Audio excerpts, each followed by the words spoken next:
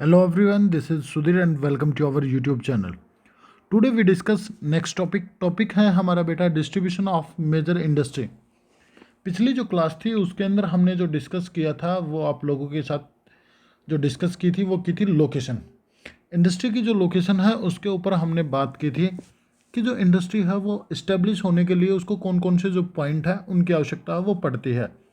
आज हम बात करेंगे कि डिस्ट्रीब्यूशन ऑफ मेजर इंडस्ट्री और उसमें हम बात करेंगे स्टील के बारे में. आयरन एंड स्टील इंडस्ट्री है, इसके बारे में डिस्कस है वो करेंगे. देखिए हमारे देश में अलग अलग इंडस्ट्री हैं और वो अलग अलग जगह पे आपको देखने को मिलते हैं. जैसे आयरन एंड स्टील इंडस्ट्री है वो आपको कहीं देखने को मिलेंगी, शुगर इंडस्ट्री है वो आपको कहीं इस्टेब्लिश होगी, तो कॉटन इंडस्ट्री है वो कहीं इस्टेब्लिश होगी. तो ये जो इंडस्ट्री है वो अलग अलग जगह पे आपको देखने को मिल रही हैं. तो कारण क्या थे, उन कारणों के बारे में आपसे डिस्कस है वो कर चुका हूँ. अब हम बात करेंगे इन इंडस्ट्रियों के बारे में कि ये इंडस्ट्री है वहीं पे इस्टेब्लिश क्यों हुई है, उनके कारणों के बारे में डिस्कस है वो करेंगे. तो सबसे पहले बात करते हैं आयरन एंड स्टील इंडस्ट्री के बारे में.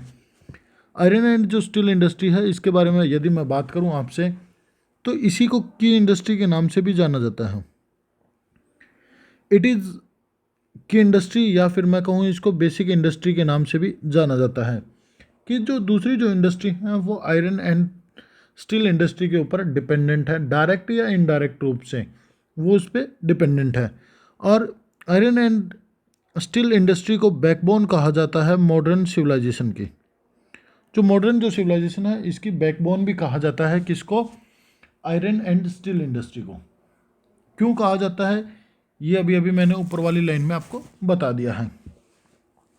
जो आयरन एंड स्टील प्लांट है या जो इंडस्ट्री है ये इंडिया की जो इकोनॉमी है उसको क्या करते हैं, सपोर्ट करते हैं. उसको जो बेसिक जो सपोर्ट जो चाहिए वो सारी की सारी कौन प्रोवाइड कर रहा है आपको, ये आपकी आयरन एंड स्टील इंडस्ट्री. अब हम इसकी ग्रोथ के बारे में बात करेंगे कि इसकी जो ग्रोथ है वो कैसे हुई है. इंडिया के अंदर काफ़ी ओल्ड ट्रेडिशन है, ओल्ड ट्रेडिशन रहा है कि जो आयरन एंड जो स्टील की जो चीज़ें हैं, जो आयरन की जो चीज़ें हैं वो आपको देखने को मिली हैं.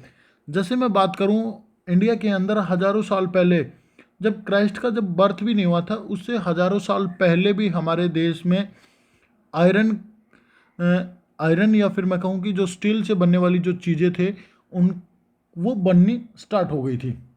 जैसे मैं बात करता हूँ आपके सामने एक एग्जांपल भी दे रखा है मैंने यहाँ पे, iron pillar eight Qutub Minar इन दिल्ली. दिल्ली में जो कुतुब मीनार के पास एक आयरन पिलर लगा हुआ है वो भी किससे बना, लोहे से बना है.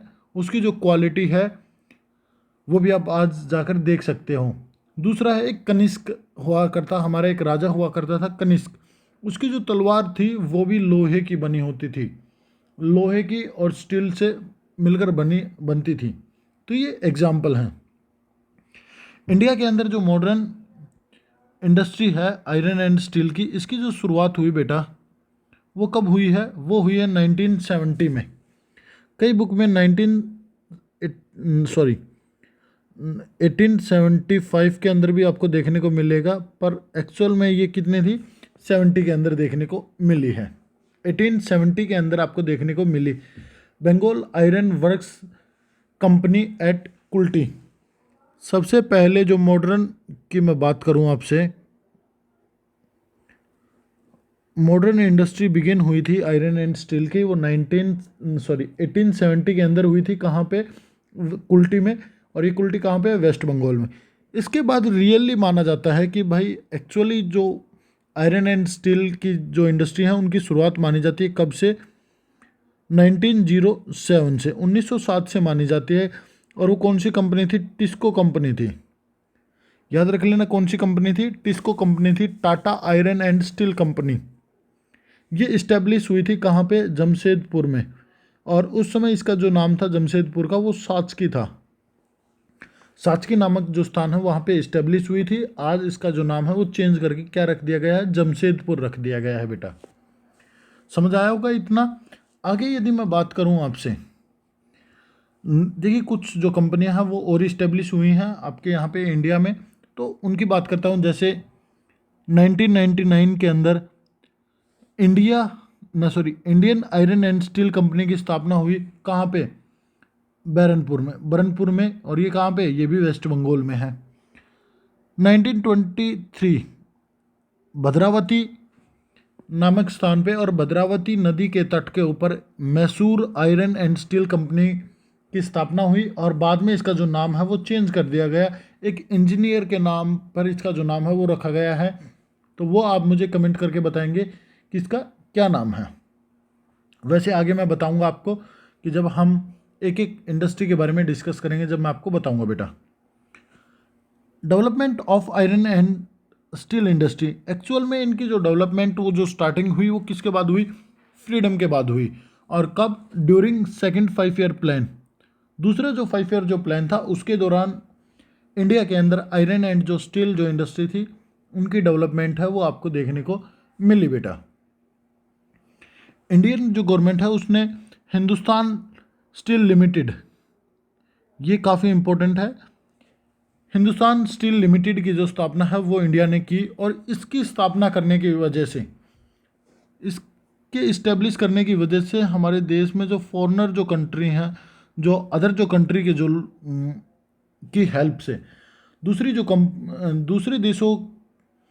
दूसरे देशों ने हमारे देश में आके जो कंपनियां वो इस्टेब्लिश की और बड़े बड़े जो इंडस्ट्रियां हैं वो इस्टेब्लिश हुई। जैसे मैं बात करूं, कुछ जो अदर जो कंट्री थी उनकी हेल्प से हमारे देश में कुछ इंडस्ट्रियां हैं वो इस्टेब्लिश हुई। जैसे मैं बात करूं राउरकेला, जस्ट एक मिनट बेटा, कौन सी कंपनी है? राउरकेला, नहीं सॉरी कंपनी कह रहा हूँ, ये इंडस्ट्रियां बड़ी बड़ी, भिलाई, बोकारो और दुर्गापुर, ये कुछ जो कंपनियां हैं या जो इंडस्ट्री हैं वो इस्टेब्लिश हुई। और ये किसकी वजह से हुई हैं? ये फॉरेनर्स जो कंट्री हैं, जो फॉरेनर जो कंट्री हैं उनकी वजह से हुई है। विदेशी हैं उन्होंने हमारे देश में हेल्प की और इनको इस्टेब्लिश किया है बेटा।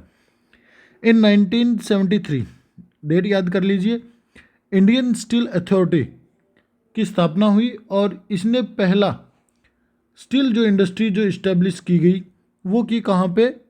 खासकर कोस्टल रीजन पे। ये बात याद रख लेना, पहली कोस्टल रीजन पे स्टील इंडस्ट्री इस्टेब्लिश कौन सी हुई थी और कहाँ हुई थी?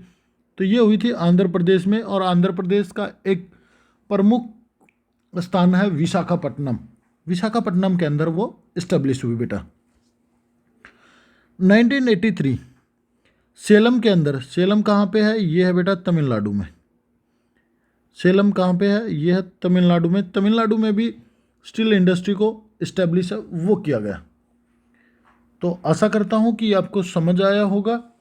और फिर भी यदि कुछ डाउट लगती है तो आप मुझे कमेंट करके बता सकते हो। अब हम बात करेंगे एक एक इंडस्ट्री के बारे में। पहले बात करेंगे टिस्को के बारे में। Tata iron and steel company है, इसके बारे में डिस्कस है वो करेंगे। और ऐसे करते धीरे धीरे हम हर एक इंडस्ट्री के बारे में डिस्कस है वो करेंगे। तो आशा करता हूँ कि आपको जो growth of iron and steel industry है उसकी समझ आ गई होगी। और फिर भी कुछ डाउट है तो आप मुझे कमेंट करके बता सकते हो। जब तक के लिए thank you and thank you very much बेटा।